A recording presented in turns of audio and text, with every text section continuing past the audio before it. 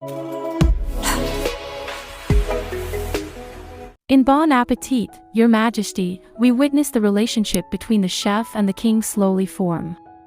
As they share moments at the dining table, behind the aroma of the tempting royal dishes there are small interactions and unexpected events that start to carve closeness. Even though the feelings of each are not yet clear, there is warmth that slowly appears between them. After the thrilling night when the drunk king suddenly pulled Ji-young into his arms and then kissed her, there is a feeling that makes Ji-young sink into her thoughts, shocked, confused, and wondering. Even that curiosity continues until the next day. Somehow, the reaction given by the king makes Ji-young feel surprised and disappointed because the king does not remember the incident at all. Her expression turns into a pout. But not long after, the king looks surprised as if he realizes something he misses, showing disbelief about what he has just realized.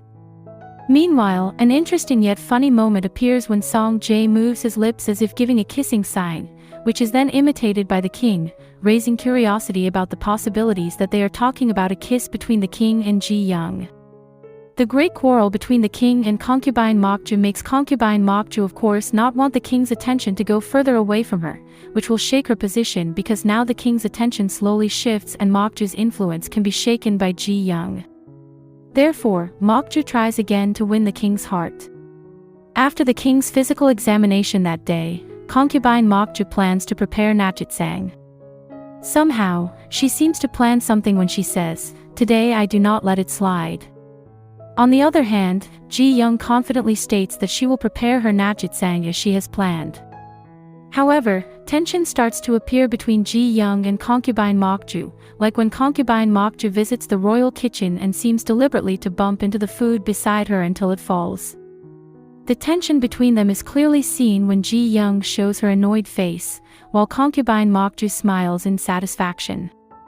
Until at one point, Ji-young vents her anger on the cooking ingredient, hitting them repeatedly, and when she tears them, she says, "I'm going to destroy you," anger that may be directed to the king because of the kissing matter or because of concubine Mokju's annoying behavior. Ji-young's cooking skills, which have been recognized by Grand Royal Queen Dowager in the previous competition, make Prince Jaesun curious to taste and to know directly what Ji-young's cooking ability is like. On the day of the king's health examination, Prince Jaesun gets the chance to taste Ji-young's dish. With full enthusiasm, the king holds the dish that makes him excited to try, because Ji-young's dishes are undoubtedly of quality and taste. Meanwhile, Ji-young confidently introduces the dish, beef schnitzel, a taste that never exists in the Joseon era. As expected, Prince Jaesun enjoys it and eats with appetite, proving once again that Ji-young's cooking ability truly deserves to make her earn the title of head chef of the palace. This adds more hatred of concubine Mokju toward Ji-young, so that she does not hesitate to use dirty ways to try to eliminate Ji-young. Meanwhile, a sword fight happens at night among men who wear black suits, while in secrecy, the king asks his guard about how with the draft, raising curiosity about what actually happens that night and what the king investigates. After a whole day of work, Ji-young and Giljeom look so exhausted as they walk toward their room, but Ji-young chooses not to enter. In her unsettled mind, she reflects on how she comes to this point.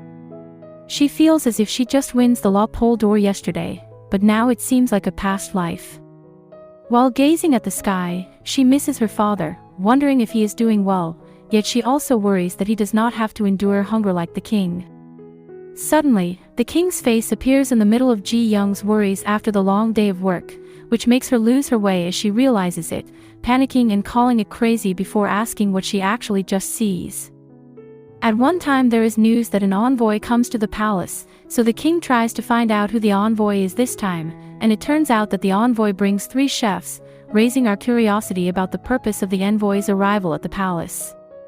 During her life in Joseon, Ji-young never goes far from competitions, so this time Ji-young also prepares to show her talent in cooking, because beyond that, King Lee Hyun suggests, how about the 3 royal chefs compete together? The 3 palace chefs are faced with the 3 chefs from the envoy. So it sparks Ji-young's annoyance when she asks, "Do you ask me to risk my life again this time?" On the other hand, of course, the king really expects victory from her. After Ji Young's victory in the cooking contest, the senior palace chefs become united and work together with Ji Young in risking their best cooking abilities. So at this opportunity each of them, including the opponents, shows their best effort and ability. So does Ji Young, who never gives up and never runs out of ideas, becoming so enthusiastic and determined not to lose to the three chefs because Ji Young feels confident in her ability.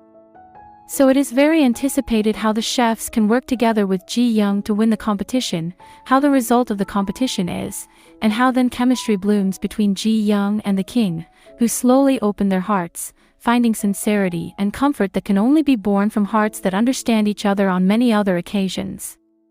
Get ready to witness this captivating rivalry, and the envoy's reaction when tasting Ji Young's dish, a story that blends tension, romance, and the magic of taste.